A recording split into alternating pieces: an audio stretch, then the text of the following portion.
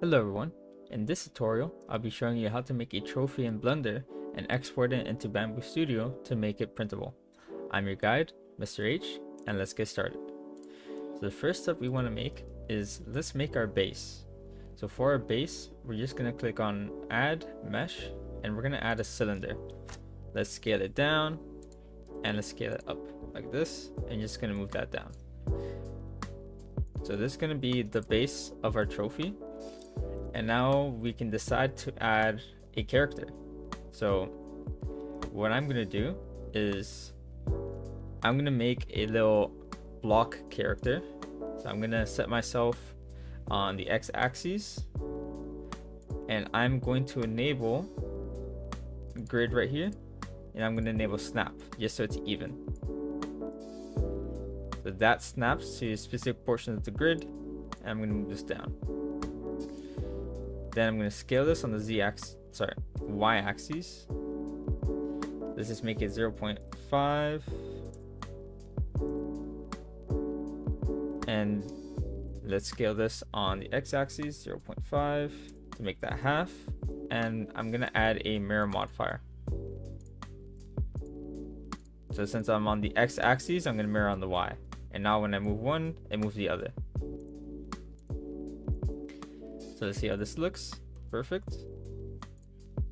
So now we're going to add his torso. So we're going to scale this like so. Move it up. And we can make this a little better. So let's play around with bevel. So I'm going to move this back so it's not in the way. I'm going to disable this. And I'm going to click on bevel here. We're going to do face select. And let's add a bevel in this top portion. Let's also add a bevel here. And a bevel here.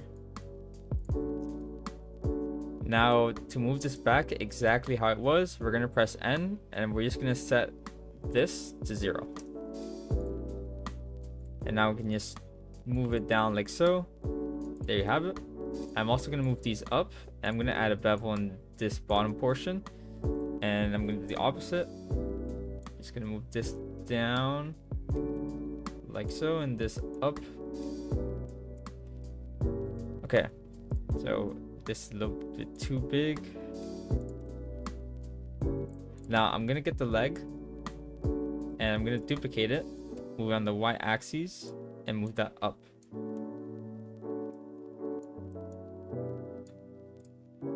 And now we have our legs and we have our arms. And for the head, we're just going to add another cylinder. And we'll just move that up and scale it down like so.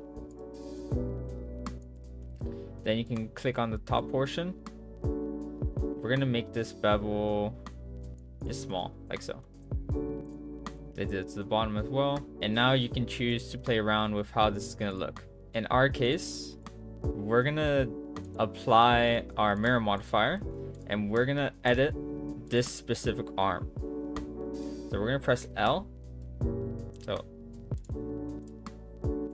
L, and it's going to just select everything that's connected to that object, and we're going to rotate this up like so. And since we're builders, basically, I might want to connect this to the body more. Let's give him a hammer. So we're going to add a cube, scale it down. And this one, we're not going to have exact measurements. So I let go of it. So I'm going to just move back. And let's first design our hammer. So for our hammer, we're going to extrude up. And we're going to scale down a little bit and extrude up. So this will be your handle. Then this portion, we're going to extrude and we're going to move this top portion down like so. And here we're going to extrude again. And let's see if we can select all of these and we're gonna attempt to subdivide the faces.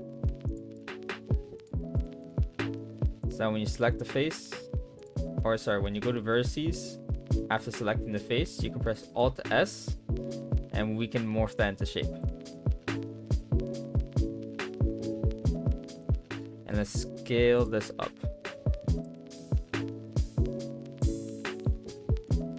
So all I did was select the face and I subdivide them individually. So we can do the same thing here. We probably should have subdivided the other faces previously because now they're not connected, which is going to cause some issues. So let's subdivide these. Let's hold shift, you're going to left click this and left click this. And let's say you want to connect this vertice to that vertice with a edge. You can press J to join. And this will make it so much easier to be printable because now it's actually part of the mesh. So select this, and J, and this should be the last one. Select this, and J. Sorry, J. Let's make sure there's no artifacts. I think that should be good. And if you want to keep playing around with how this looks, just Alt S. Alt S. So I guess since we already moved it, you can't move it anymore. But we can scale it up or scale it down. So I'm going to have this just like so. And I'm also going to have these selected faces be smaller on the x-axis. Yeah, I'm going to move this back as well. So let's rotate that. And let's give him the hammer. And now for his other arm, you're going to go to edit mode, click on a face, click on an edge and press L. And now we can rotate this one too. So let's rotate like this and here. And I feel like the legs maybe go a little separate, like so. Okay, now let's give you an idea of how you want to have this colored in Blender. So if you want to color this, what I recommend is we go to the viewport shading and let's add like a gold look. So we're gonna go to materials here, base color, and we're gonna make this yellow. We're gonna make the metallic high and the roughness low, like so. And we'll play around with that value as we go. And there you go. So let's see if we get that value just a bit better. Yeah, so you just keep decreasing the roughness and you'll see this looks more like glass. I think that should be perfect. So this is not going to print the best. The reason being is because there's an overhang. You see that this part's like basically floating. The legs will be fine. Maybe we gotta move them a little higher so they're in the torso. Arm might struggle a little on this portion. Head should be connected. So let's say you want this top portion to be a specific filament and this bottom portion to be another type of filament. And instead of changing it in the slicer, I can actually help you out in Blender. So just click on your object, go to object mode and vertex paint, and we will make the bottom blue.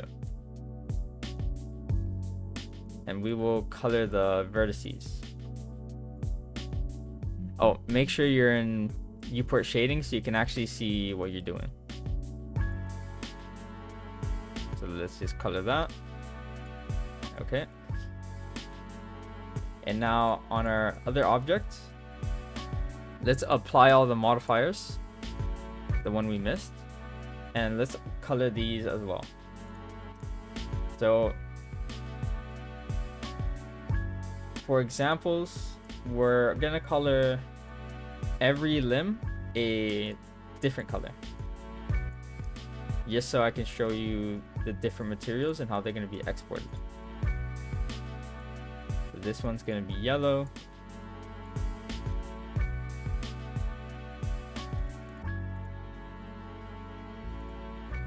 And this one will also be yellow. I'll also make the arms yellow, just so we have 4 colors max. So right now we've used 3 colors, and I'll make the hammer a separate color. So you can press F to make the radius bigger or smaller. And lastly, the hammer. We will make the hammer green. Okay. Now we can click on File, Export, and we're gonna export this as an OBJ. I'm gonna put this in my downloads. I'm gonna call this statue, and make sure you have these specific settings enabled: colors and triangulate mesh. Then export wavefront to OBJ. Let's open Bambu Studio. Give that a moment to open. We're gonna go to our prepare. Let's find our model. My model is in downloads, statue, and we're just gonna drop that in. So you see, you're also gonna have another file called MTL, and this is the actual texture. So we just want this one. And now you see that every part is a different color. So now we're just gonna press OK, and let's scale it up. I'm also gonna just click on the auto orientate, so it's set properly, and there we have it. So I'm gonna change the legs. So this is what we can do. You can click here, and we can merge our color for a different one. So we're gonna merge those two, and let's merge that one with this one, and let's merge this blue. So because there's shading, unfortunately, let's merge that blue with this blue, and that green with the other green. And there you go.